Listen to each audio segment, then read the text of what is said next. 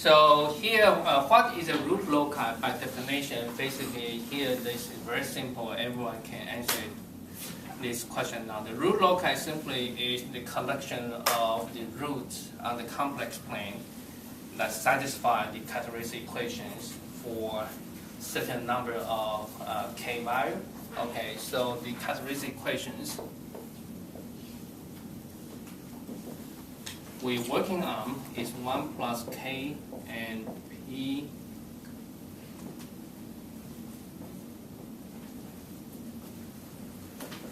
okay, so this is our standard form for starting with the root loci. So basically the root loci is a collection of the roots for characteristic equations for different number of k, and k is range from 0 to infinity. So that is our range of the problems. Okay. And so for this case, let us seriously define these things. So basically, the characteristic equation can be written by the explicit form. So let me express this. So for example, say the numerators can be s plus and say z1.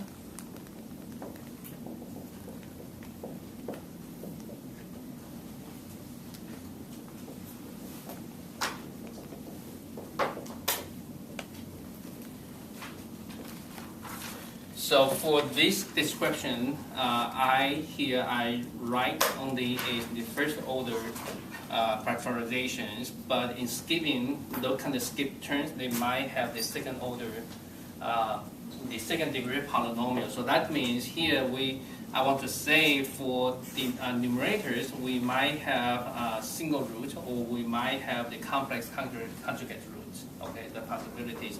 The same thing for here. So now for this one, what is z1, z2, zn? So here, the minus z1 minus zn. Sorry, let me modify one term. This is zm. Okay. Those are called the roots of the numerator equations, and this is numerator of this term only. So this one is specific in our textbook. Actually, in most of the textbook, this one is defined as they call the open loop 0. Okay, so keep in mind that's called the open loop 0. Open loop 0, that is the 0 of this system. This system, if you want to visualize, this is our systems. G equal to Q over PS. So this is the open loop systems. And under feedback here, so for example here, we put into the K value here. So this is R, this is Y. Overall, 1 over R is called the closed loop system. Okay. So 1 plus K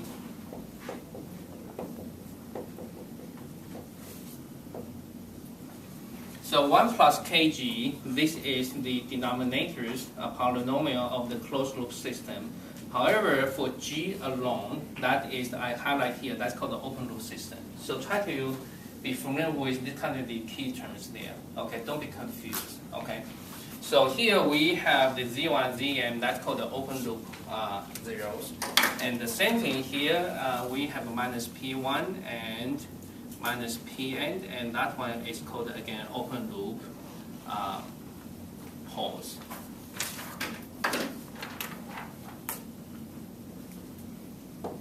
Okay, so that is the key terms. Try to remember. And from here we can also have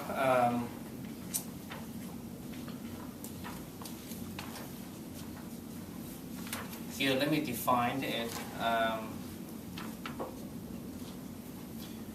For this case, to be valid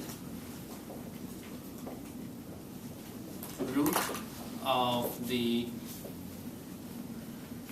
characteristic equations, we must satisfy two criteria. One is called the magnitude criterion.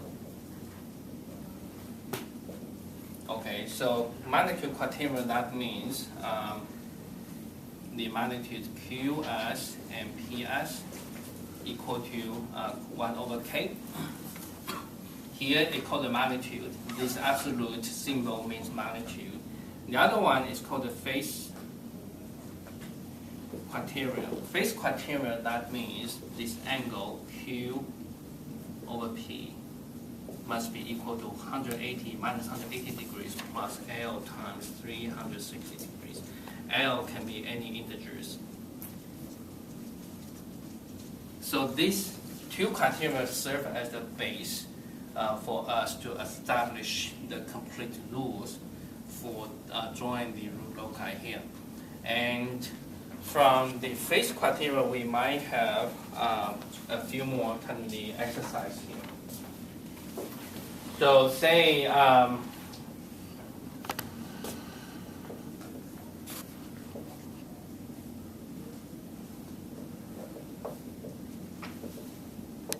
we might have a few notes. The first one is this. We can select to tell whether a point is on the root loci. So say we let S be a test point in the complex plane. Whether this test point is on the root loci or not.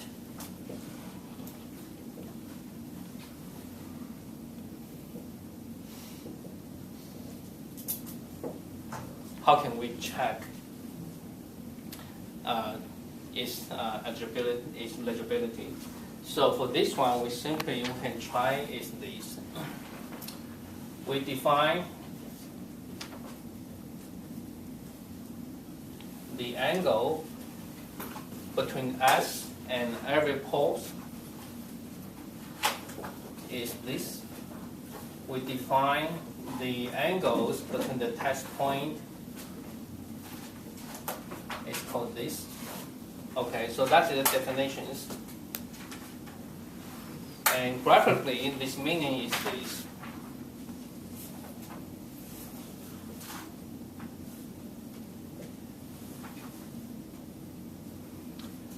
For simplicity, let me assume all the open loop pole zeros and are the single value real numbers. So for example, here we have say minus P1 here, and we have another zero. Say let me call it Z1 here. Okay, so this is mean the pole. This is 0. Okay.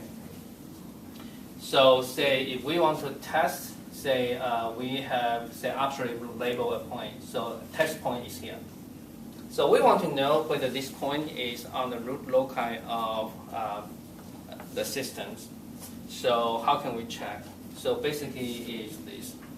So for example here, let me make it generic. So this is the Zi. Okay, so I can be any numbers from the 1 to n or 1 to n. Okay. So graphically, the two definition is this. We simply connecting these two here. So this is the vectors, right? What means these vectors? This vector meaning this vector represent is S plus Pi. Again, here you need to kick in our contents from the review of the complex numbers.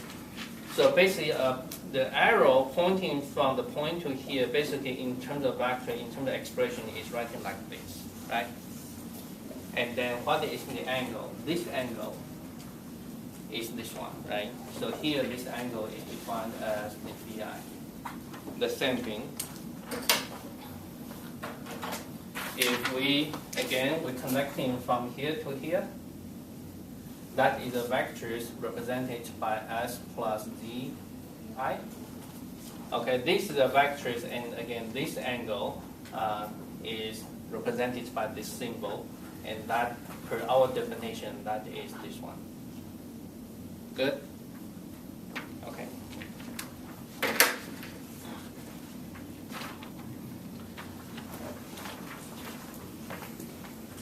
So So any questions about this kind of notations? Should be fine, right? Okay, so now we look at from our phase angle criteria. From our phase angle criteria, then the phase criteria, basically let me rewrite it. And basically that's saying is the angles of a point to all the zeros minus the angles of the point to all the poles equal to minus 180 degrees plus L times 360, right? So basically I worked on this one, refine it a little bit more, get into this. So what this means the phase angles of the test points. So S is so right now let me highlight. So here to be on the loop loci, that point must satisfy this whole entire equations. So now we using this criteria to justify whether an arbitrary S is on the loop loci simply is to check the value of the S would make this equation satisfied, right? Okay, so under this situation, this again, that means the angles from S to all the open loop zeros. So basically the same is the summations of BI. Let me use the different colors so to match with this one. So this one is 2S. Okay, so right now I use the colors to match this one here. So basically the same is the phase angle from S to all the open loop zero. So that is this one. Okay, and minus this one again. This is the summation of the phase angle to all the open loop poles. So that is this one. You good?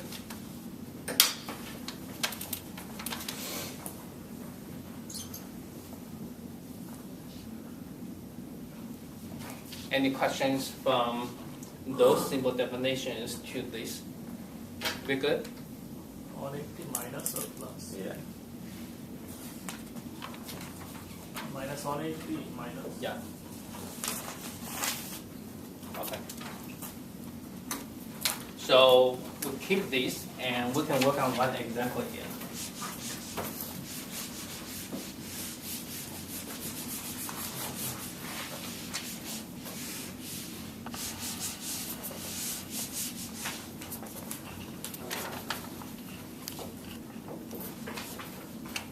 So we consider the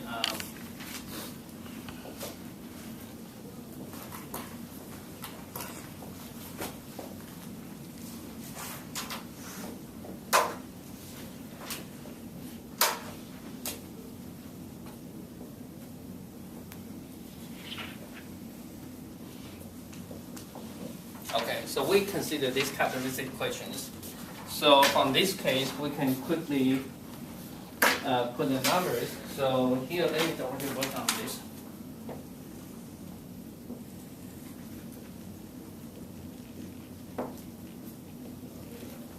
So the first one, we can label our zeros. So open loop zeros is from here you can tell the z equal to minus 1, only 1 here. So let me do it. Here is minus 1, okay? So again, from the open loop poles, from here we can determine is S equal to, the poles equal to zeros and minus 5. And for this portion, we have a complex conjugate. So that one is minus 2 plus minus 2, right? Okay, so let me label it. So here is 0 here, and we have to draw it pretty large. So let me split using the split symbols here. So 1 is minus 5, and then complex conjugate 2. So here and here. Okay, so that is J2. Okay. So here we have 1, 2, 3, 4, 4 poles and 1 0 at the final place. So basically saying we have 3 more zeros located at infinity. Here we don't have to show it. So now in this case, the question is this. The questions is whether minus 1 plus 2j is whether it is on the root loci. Okay, so minus 1 to 2j, so we can label it, that is here, so S is here. Okay, so that is our test point. We're asking whether this point is on the root loci or not. And this question can be simply answered even without complete the drawing of the root loci. We can just use phase criterion to test it. So right now I'm going to plug in into this equation. Okay, so again for our exercise, let me plot it and graphically for this. So the first one, this meaning we're connecting to here. So this is our V1, right? Okay. So that is this meaning is S plus 1, these vectors, okay? And then I'm going to mess up the drawing. So this is our test point from here to here. So this is the vector called S minus 0. So basically it's S. So this one is this term, okay? So from here to here, this is the vectors, and that is S plus 5, and that is this term. And again, if you want to link it, so this is the vectors, and that is the vector here. The two vectors combined is for this term. Okay, graphically we have this. So let me label the symbols. So basically this is the psi 1, and let me call this is psi 2, and this vector psi 3, and which is equal to 0 because that is a flat, the parallel, the horizontal vectors. And this one measure is psi 4, right? Okay, good? And so that means here we decompose these equations into individual forms here, like graphically shown here. So now we want to check is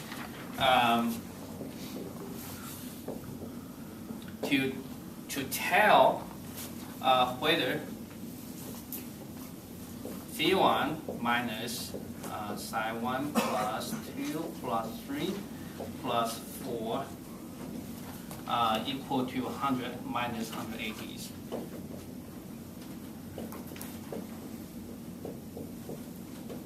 We want to check. If answer is yes, then it's on the root loci. If the answer is not, then it's if this is not, then this is not on the root loci. Okay? You good? So the remaining is we simply individually calculate, determine those angles here. So what is V1? So V1 from looking at here, that should be 90 degrees, right? Why is 90 degrees? So again, from our previous the review of the complex numbers. So this is our test point. So right now it's here. So this is definitely this is 90 degrees. Okay. So right now again, this will be a good time for everyone to grab the review of the complex number kind of that simple sections. And there I outlined quite a few, I think 7 or 8 scenarios. If you forget this kind of detail, then grab to the contents there to help you. Okay, so this one is 90 degrees. So now we can gradually work on this one. So that one is this one. So how to determine this one? So basically here, let me highlight here. So here, S is here. And we want to determine this. Basically, that is, what is this number? This number is 90 degrees, right? So what is this number? If you look at this using this triangle, for that triangle here, we're looking for this number. This is 1, this is 2. So this number is equal to arctangent 1/2, right? Okay, so that should be the number less than 45 degrees. Because here, why I emphasize on the drawing, You know the trigonometry,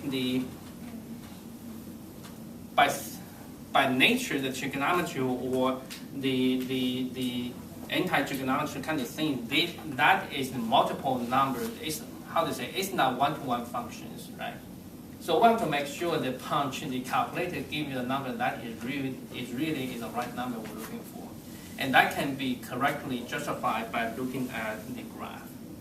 If you know what you are doing, then you should be okay. Okay, and believe me or not, I'm going to design a problem in the test, and I'm going to screw it up if you don't only punch your calculator without justification. Then you're going to, in that case, then your solution will be by at least 90 degrees different from the correct solution. I'm going to design one to screw up. Okay, so, but that should be belonging to the high school algebra problems, right? Okay, anyhow, a mean teacher can be like this. Okay, I don't mind. So now for this case, if you have a calculator, punch that one for everyone, so that should be equal to 90 degrees. This is about 26.6 degrees. So this one is 116.6 degrees. Okay. Once we have a 26 and plus 90, so that's a 116. So now we're going to calculate phi2 here. So phi2 basically you're looking for is, so here we have using this one. So this, we're looking for this. And look at the geometry here. This is 2. And the distance here is from -1 to -5. This is 4, right? So for this case, phi2 is simply is easier, it's arctangent of 1/2 as well. So that is phi2, where is phi4? Okay, 26.6. Okay. And now for phi3. For phi3, basically this is the horizontal directors and the vectors, sorry. So that's 0 degrees here. And phi4. Phi4 is determined by this angle. Again, this is our test point. And then our point is here, so that is this one. So for this case, you're using this triangle. Okay, so this distance is by mapping the distance. This one is -2 plus -j2. So basically, by looking at their coordinate, this one is 1. And this is 2, and this is -2, so the whole is 4. Okay, so for this case, phi4 is arctangent 4/1. I think that should be right.